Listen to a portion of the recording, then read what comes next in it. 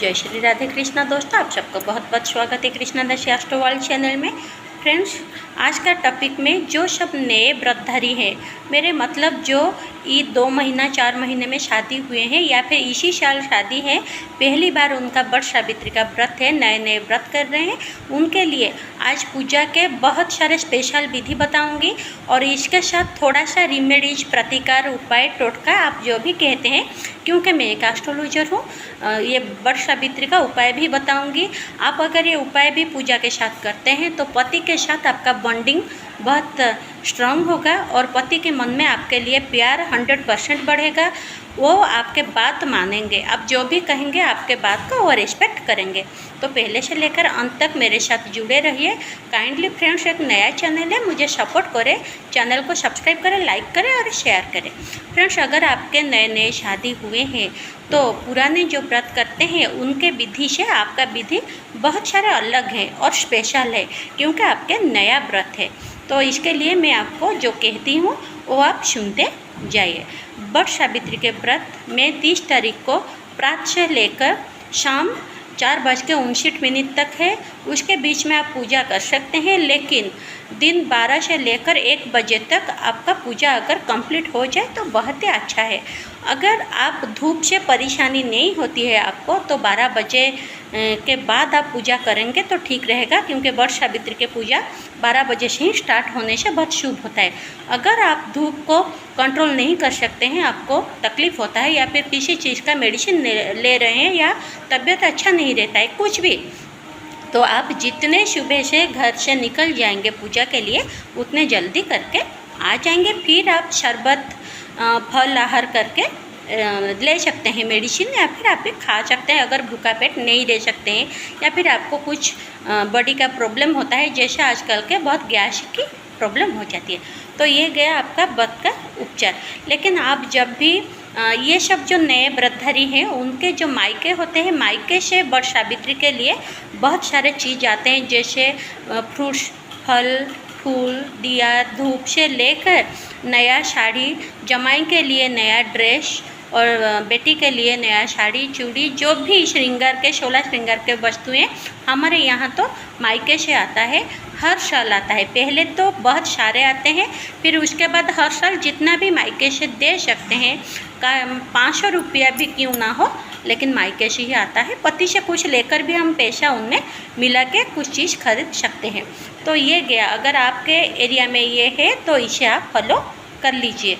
लेकिन आपका पूजा विधि कैसा है? पूजा विधि, जब भी आप पूजा के थाली अरेंजमेंट करते होंगे उसमें आप सिंदूर, काजल, लिपस्टिक, आप जो भी श्रृंगार करते हैं, परफ्यूम, पाउडर, अलता, नेल पॉलिश, क्रीम, आप जो भी यूज़ करते हैं खुद के लिए, 16 श्रृंगार के लिए, सुंदर दिखने के लिए, मेकअप करने के लिए, जो भी सारे चीज़ खुद यूज़ करते हैं, जेहेतु आप न्यू व्रतधारी हैं, थाली में सारे चीज़ छोटे छोटे होना क्यों उसमें डालिए। फिर आप दीप, तापर धूप, बत्ती जो भी आप लगाते हैं या अगरबत्ती, लेकिन सारे सुगंधित अगरबत्ती रखिए जो कि मन को भाती हो, क्योंकि सुगंधित अगरबत्ती भगवान जी को भी पसंद आती है और हमारे जीवन में जो भी नकारात्मक ऊर्जा होती है वो भी रिमूव होती है। ये आपका फास्ट रेमेडीज रहा। उसके साथ आप विभिन्न प्रकार का फूल रखिए, विभिन्न प्रकार का फल जो कि आपके अंचल में मिलता होगा, मीठा, स्वादिष्ट, आपको भी भाती होगी, ऐसे ऐसे सुंदर फल पका हुआ आप उस थाली में रखिए। फिर उसके बाद आप सत्यवान जी के लिए गमछा और सावित्री जी के लिए साड़ी रखिए, या फिर वट वृक्ष के नीचे आप पूजा करते होंगे तो भी उसी सत्यवान सावित्री को स्मरण करते हुए उनके लिए कुछ भी नया वस्त्र रख लीजिए, एक साड़ी, एक गमछा, क्योंकि न्यू व्रतधारी हैं तो आपको 2 साड़ी लगेगा, एक खुद आप पहन के जाइएगा और एक आप सावित्री के लिए लेकर जाएंगे। पति के लिए आप नया पैंट शर्ट ले सकते हैं। अगर पैंट शर्ट आप नहीं लेते हैं, उतना खर्चा नहीं करेंगे तो ठीक है, कुछ दिक्कत नहीं है। पति के लिए एक गमछा ले लीजिए, सत्यवान जी के लिए धोती या गमछा भी लेना पड़ेगा, और उसमें आप एक व्रत जरूर से रखेंगे। व्रत पूजा के जो सामग्री है मार्केट में बने बनाया आ जाता है, अगर बने बनाया आपको नहीं मिलता है तो मैं जैसे बताया, सिंदूर, चंदन, अगूर, धूप, दीप, बत्ती अक्षत जिसे कहते हैं चावल बिना टूटे हुए, फिर सुपारी और कच्चे सूता में हल्दी भिगोकर आप भी व्रत कर सकते हैं। उस व्रत में आप 7 गंठी लगा लीजिए, गंठियाँ लगा लीजिए। कहाँ लगाएंगे? बट वृक्ष के नीचे बैठकर पहले सिर्फ हल्दी से उसे भिगोकर घर से ले जाइए, लेकिन बट वृक्ष के नीचे बैठ कर उसे आप गंठी लगाएंगे, 7 गंठी सत्यवान या सावित्री देवी के नाम से। या फिर आप कुछ कच्चे सूते भी लेंगे जिसे हल्दी से भिगोकर आप बट वृक्ष का जो घेरी करते हैं, परिक्रमा करते हैं, बहुत सारे अंचल में ये भी है परिक्रमा करने की विधि। तो आप 7 बार, कम से कम 7 बार, 11 बार, 21 बार, 108 बार आप जैसे कर सकते हैं अपने हिसाब से कर लीजिए। 108 बार करने से कहते हैं जोड़े को सौभाग्य प्राप्ति होती है और अक्षय फल प्राप्ति है। ये गया आपके लिए दूसरा रेमेडीज। और एक पंखा पूजा के थाली में जरूर से रखिए। पंखा आप जब सारे पूजा कंप्लीट हो जाएंगे, घेरी आपका हो जाएगी, तो आप उस पंखा से बट वृक्ष का थोड़ा सा पंखा कर लीजिए। ये है 3rd रेमेडीज, क्योंकि बट वृक्ष को पंखा करने के बाद आपको उनके जो ठंडक पहुंचाती है, ये जो रुद्र तापस है, उस पंखा को आप घर वापस लाइए। पति को उसी पंखा से आप पहले पूजा करें, उनके बाद आप उन्हें पंखा करें। कहते हैं पति के ऊपर जो भी बुरा बला आते हैं उस पंखा से वो दूर भाग जाती है। ये रहा आपके लिए 3rd रेमेडीज। तो आप सारे पूजा कीजिए। घेरी लगाते वक्त आप एक चना के दाल या फिर मूंगफली या फिर ड्राई फ्रूट आप भी ले सकते हैं, अखरोट, बादाम, ये सब आप पूजा के थाली में रखिए। एक घेरा लगाएंगे, एक बादाम या ड्राई फ्रूट, चना, जो भी आपको हिसाब से हो सके रख लीजिए। कुछ नहीं तो जो अक्षत को आप शक्कर मिलाकर, नारियल के कोरा मिलाकर ऐसे ऐसे आप बाटुला कर लीजिए।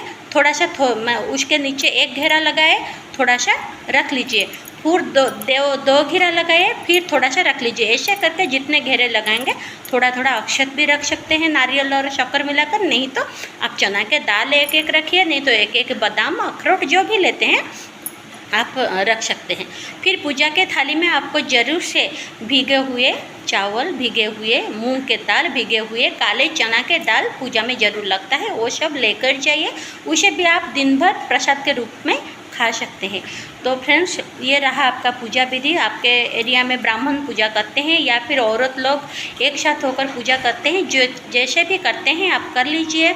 उसके बाद मंदिर के जो भी बट वृक्ष के पास आपका पूजा हो जाएगी, तो उसके पास जो भी देवा देवी के मंदिर है आप दर्शन कर लीजिए। क्योंकि हमारा अंचल में ऐसे है, हम लोग बट वृक्ष के पास नहीं, हम लोग शिव पार्वती के पास पूजा करते हैं, नहीं तो लक्ष्मी नारायण के पास पूजा करते हैं, नहीं तो सत्यवान सावित्री का मंदिर अगर होगा घर के पास उससे करते हैं।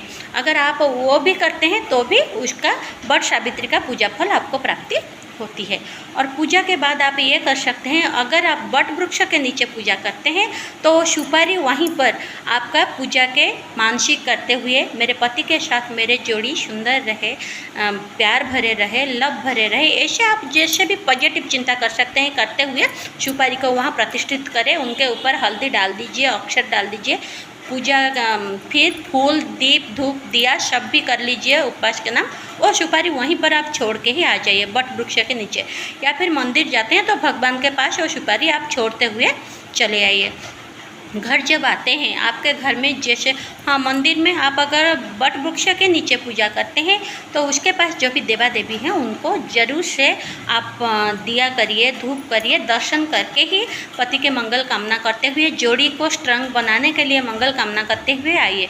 अगर शिव का मंदिर हो तो जरूर से एक लोटा जल आप लीजिए, अपने हाथ में 1 मिनट के लिए पकड़िए और मैनिफेस्ट कीजिए, मेरे पति के साथ मेरा जोड़ा बहुत सुंदर है, हमारे बीच बहुत सारे प्यार हैं, पति मुझे बहुत सारे प्यार दे रहे हैं, हम बहुत सारे लव में मुझे वो रेस्पेक्ट कर रहे हैं, मेरे बात को सदा सम्मान कर रहे हैं।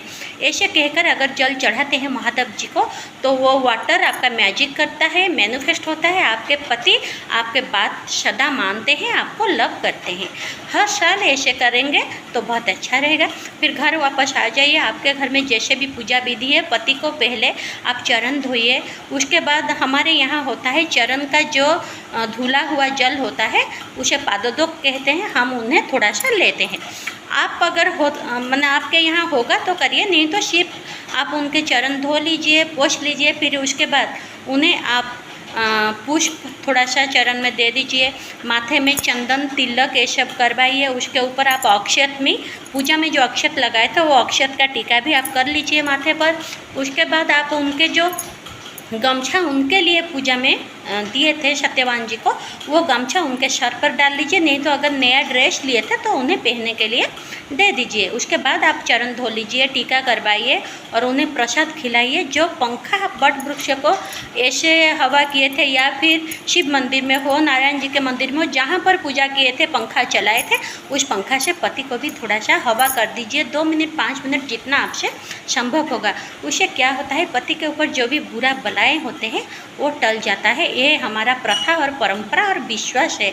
तो संपूर्ण और लास्ट में पति के हाथ से खुद अपने मांग में सिंदूर भरवाइए, उनके हाथ से पहले प्रसाद खाइए और दिन भर फला आहार में आप रहिए, क्योंकि न्यू व्रतधारी कभी भी चावल का जो पका हुआ चावल नहीं खाते हैं। तो आप साबूदाना खा सकते हैं, मूंग के भीगे हुए दाली, चना के दाल, नारियल के कोरा और भीगे हुए चावल खा सकते हैं, लेकिन पका हुआ चावल या नमक कभी नहीं खाए। नए भी नहीं खाए, पुराने भी नहीं खाए, क्योंकि बड़े बड़े व्रत में नमक नहीं खाया जाता है। फिर आप जब शाम के माने सूर्यास्त से पहले आप कुछ मीठा भी खा सकते हैं, शरबत भी ले सकते हैं, लेकिन आप कोई पका हुआ खाना या नमक से दूर रहिए। इस तरह से आपका पूजा विधि आप समाप्त करें। पति के लिए श्रद्धा रखें, भगवान के लिए, ईश्वर के लिए भक्ति रखें और अपने रिश्ते पर सदा विश्वास रखें। जरूर से ये मेरे मंगल कामना है लक्ष्मी नारायण जी के पास, राधा कृष्णा जी के पास, कि आपकी जोड़ी सदा सुंदर रहे। जो भी मेरे चैनल को देख रहे हैं उनका जोड़ी सदा सुंदर रहे, उनके जीवन में बहुत सारा खुशहाली आए। वैसे सबके लिए अच्छा मनोकामना है, लेकिन जो भी देख रहे हैं उनके लिए स्पेशल मेरी मनोकामना है राधा कृष्ण जी के पास, वो बहुत सारे खुशी में रहे, सुख में रहे, समुद्री में रहे। जय श्री राधे कृष्णा। चैनल को सब्सक्राइब करें, लाइक करें, शेयर करें प्लीज़।